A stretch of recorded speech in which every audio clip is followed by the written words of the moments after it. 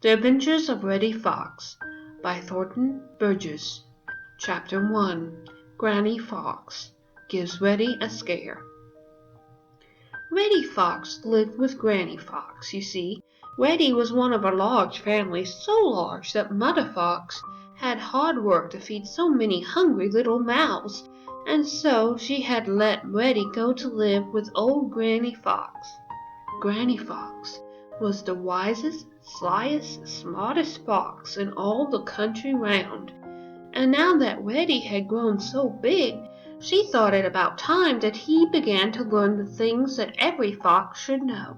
So every day she took him hunting with her and taught him all the things that she had learned about hunting, about how to steal Farmer Brown's chickens without awakening Bowser the Hound, and all about the 1,001 ways of fooling a dog which she had learned. This morning Granny Fox had taken Reddy across the green meadows, up through the green forest, and over to the railroad track. Reddy had never been there before, and he didn't know just what to make of it. Granny trotted ahead until they came to a long bridge. Then she stopped. "Come here, Reddy, and look down," she commanded. Reddy did as he was told, but a glance down made him giddy, so giddy that he nearly fell. Granny Fox grinned. "Come across," said she, and ran lightly across to the other side.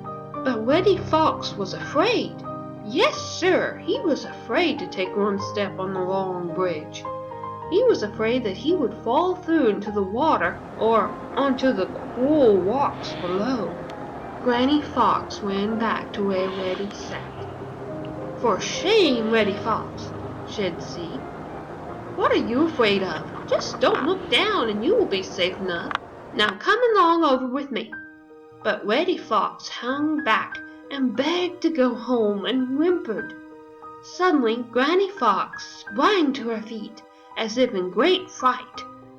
"Bowser the Hound! Come, Reddy, come!" she cried, and started across the bridge as fast as she could go. Reddy didn't stop to look or to think. His one idea was to get away from Bowser the Hound. "Wait, Granny, wait!" he cried, and started after her as fast as he could run. He was in the middle of the bridge before he remembered it at all. When he was at last safely across, it was to find old Granny Fox sitting down laughing at him. Then, for the first time, Reddy looked behind him to see where Bowser the Hound might be. He was nowhere to be seen. Could he have fallen off the bridge? "Where's Bowser the Hound?" cried Reddy. "Home in Farmer Brown's dooryard," replied Granny Fox dryly. Reddy stared at her for a minute. Then he began to understand that Granny Fox had simply scared him into running across the bridge. Reddy felt very cheap indeed. "Now we'll run back again," said Granny Fox, and this time Reddy did. End of chapter 1.